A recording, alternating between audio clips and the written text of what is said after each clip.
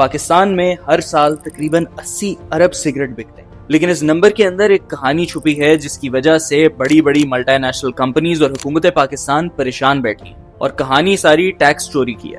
Oxford economics نامی international economic advisory فرم نے اپنی ایک ریسنٹ رپورٹ میں دعویٰ کیا ہے کہ پچھلے سال پاکستان میں 43.5 بلین اللیگل سگریٹس کنزیوم ہوئے۔ یہ ٹوٹل مارکیٹ کا 54% بنتا ہے، یعنی کہ ہر 100 سگریٹس میں سے 54 سگریٹ پر حکومت کو ٹیکس نہیں مل رہا۔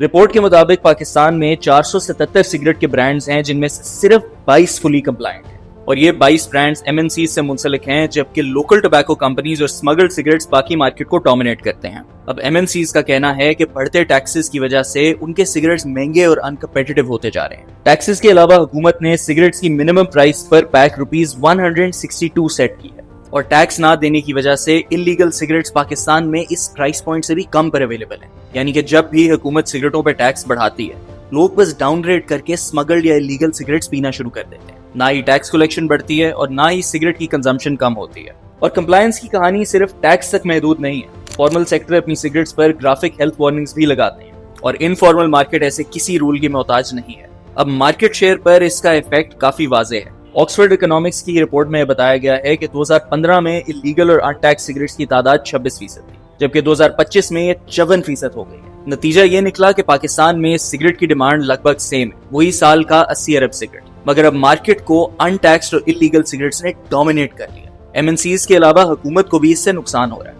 آکسفورڈ اکنامکس کی تحقیق کے مطابق اگر اسمگلڈ اور ان ٹیکس سگریٹس کو ٹیکس نیٹ میں لایا جائے تو حکومت 275 ارب سے 350 ارب تک کی ٹیکس کلیکشن کر سکتی ہے۔